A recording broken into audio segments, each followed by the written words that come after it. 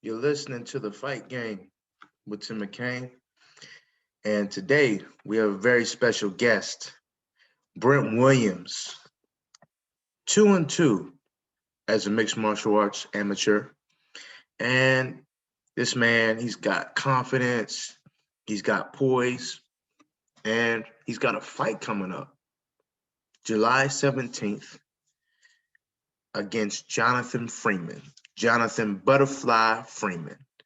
And when I tell y'all, they've been going back and forth on social media, it's going to be a beautiful thing to see. Here's Brent right now.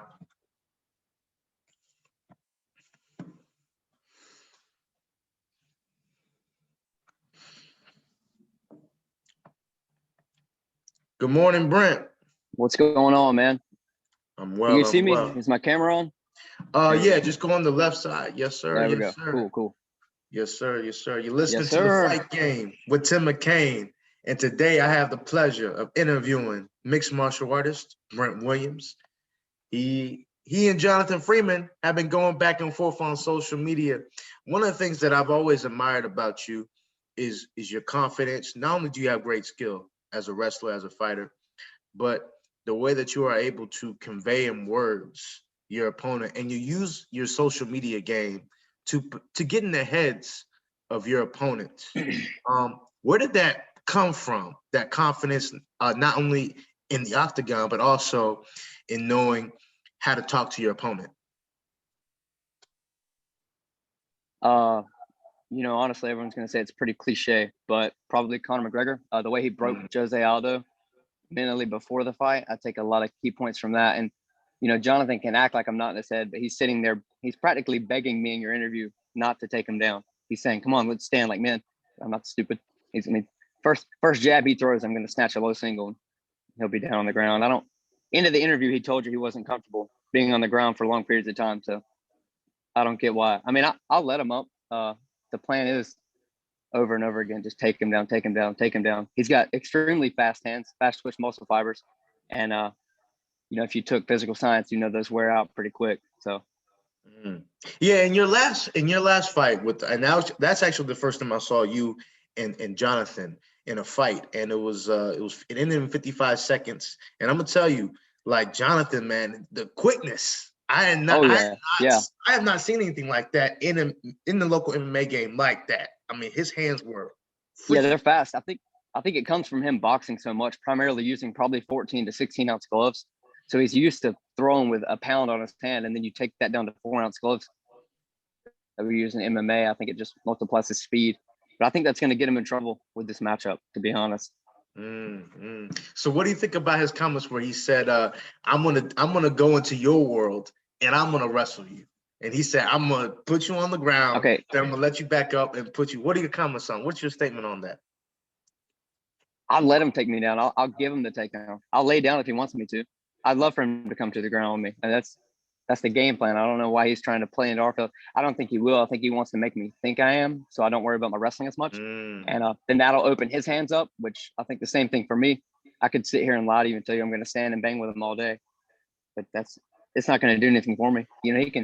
I think he has to say these things because I think he knows in his mind. I mean, he said himself, his coach doesn't want him to take me down. There's a reason for that. Listen to your coach. That's the biggest thing, especially in local, amateur scene. Listen to your coach. Yeah.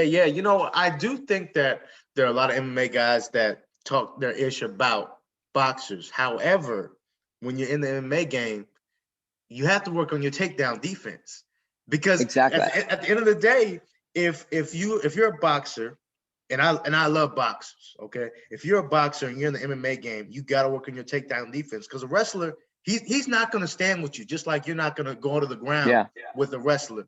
What are your thoughts on boxers saying, why don't you just stand up? But what is also your take on wrestlers saying, I don't want to box? Because obviously it makes sense, but what is your stance on all that? First on boxers wanting us to stand with them. I think there's a time and place for it. I will stand with Jonathan at some point in the fight. The fight starts standing. He said himself, we're going to be standing. I think it's more impressive if a wrestler can get a boxer down and hold them there than stand with them, to be honest, because, that's there. We start standing. If it ends up on the ground, that's your fault. That's your mistake. Um, I don't really think too much into the boxing versus MMA thing, because while he's primarily a striker, he's not going to go in there and just box, and I'm not going to go in there and just wrestle. It's an MMA match. It's MMA versus MMA. It's just, and I have no bad blood with him. I want the win back on my record. I think the stoppage was wrong, and that's it. So really, you think the stoppage? So they ended it too early. That's what it was. yeah. But when we fought, I mean, he came out quick, and I think that's his game plan, is to come out quick. Put someone away, because I think he knows he fades. And yeah, he came out and he cracked me. And yeah, I mean, I shouldn't have got caught, but I have him. I'm in on a single. I actually got him to the ground. He worked his way to the wall, which was pretty good, but I was dazed.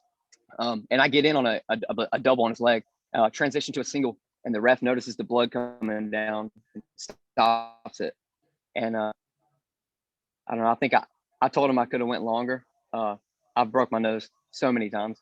I'm used to it. It's not something that bothers me. So I think the stoppage was premature. And you can see he didn't want to go to the ground with me. He dropped me and then backed up. Why would you do that? You're in an MMA fight. But we'll see. We'll see what happens. Yes, sir. Yes, sir. The one thing that I'm always curious about when it comes to you is you will call out everyone. You will call out people who you fought. You called out Jonathan. You wanted this rematch. You also wanted the rematch with David Michael, but you're an amateur learning to become a professional. Most amateurs, they might not want a rematch. They say, okay, but you want to even the score. Why is even the score as an amateur so important to you? Because I think both the fights and losses on my record were just stupid mistakes I made, or things I could have. In my last fight, I was killing the dude. I was killing David Doral, touching him, moving. I beat him in the grappling exchange in the beginning. And he was a brown belt, just got promoted to a brown belt. So, one away from black in jiu-jitsu.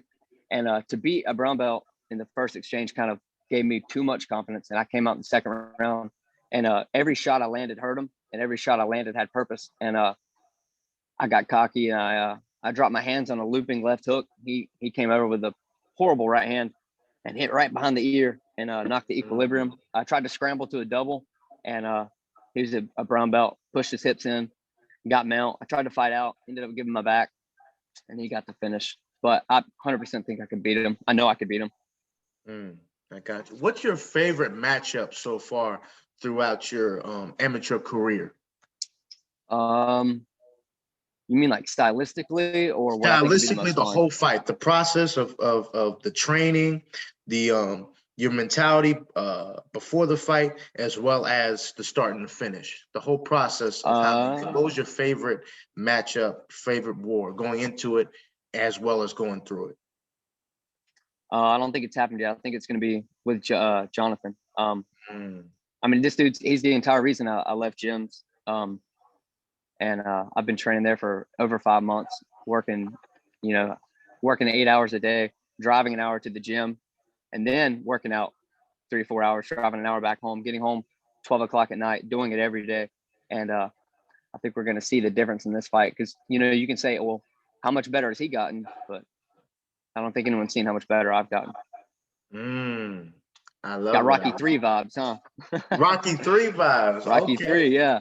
Yes, sir. Yes, sir. Yes, sir. That's amazing. So I see the confidence. So what are some of the things that you've learned since the fights with Jonathan, since the fight with Spider Monkey? What are some of the things you learned about yourself in this process? I kind of surprised myself every time, because I was pretty nervous going into the fight with David. I can act like I wasn't, but everyone gets those pre-fight nerves. And we had watched tape on him, and I expected him to be a really, really good striker. And I think my striking had improved so much. I was out striking him the entire 2 rounds. I think he finished me with like 30 seconds left in the second. I was out striking him the entire time. And I remember sitting down in my corner at the end of the first and looking at Dylan, my head coach, and telling him, man, I'm having fun. And that's what happens, man. Had a little too much fun, got cocky, got caught. But I'm just surprising myself with the growth, with how far my striking's come. And I'm excited to show it off. Yes, sir. Yes, sir. Any words to Jonathan? You see, in the previous interview with me, he had some words for you. Do you have any words for Jonathan Freeman? Keep that same energy. You know, take me down. Take me down. I love it. If he gets to take on me, I'll give him a high five mid fight. I will be so happy. Yes, sir. Yes, sir. He said, keep that same energy. Brent Williams, I appreciate your time. Everybody make sure to tune in July There's nothing 17th. I want more than him to take me down. Ooh, I cannot, I'm telling you, everybody make sure to tune in July 17th. It's going to be a beautiful thing to see. Wrestling versus boxing, MMA versus MMA, not just wrestling versus boxing, MMA versus MMA. You got two champions, two people who go at it. I can't wait to see it. Where can they find you on social media, Brent? Instagram, Facebook, IG? My Instagram is Brent Williams. That's it. No, it's Brent Williams MMA. I changed it. And then I have a Facebook account, Brent Williams MMA. They're both the same link. I think it's linked through my Instagram as well. So either one. Yes, sir. Yes, sir. Thank you, Brent. Appreciate you. Good luck, Yes, July sir. 17th. All right. Thank you, buddy. All right.